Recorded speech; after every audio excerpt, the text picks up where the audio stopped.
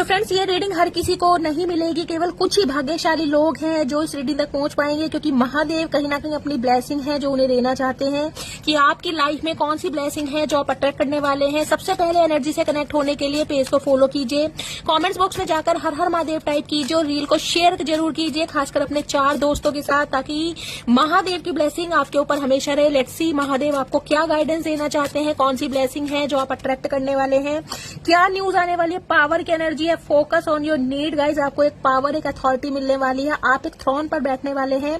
बस आपको अपनी पावर पहचानने की जरूरत है। सेल्फ डाउट से बचिए। अगर आपको कोई ट्रिगर कर रहा है आपके अपीयरेंस को लेकर, लुक्स को लेकर, तो गाइज कहीं ना कहीं साइड लाइन कीजिए। आप कहीं ना कहीं अपनी वर्थ को पहचानिए, अपनी एबिलिटी अपने स्टैंडर्ड पर कायम रखें, क्योंकि आप अथॉरिटी के लिए बने हैं, पावर के लिए बने हैं।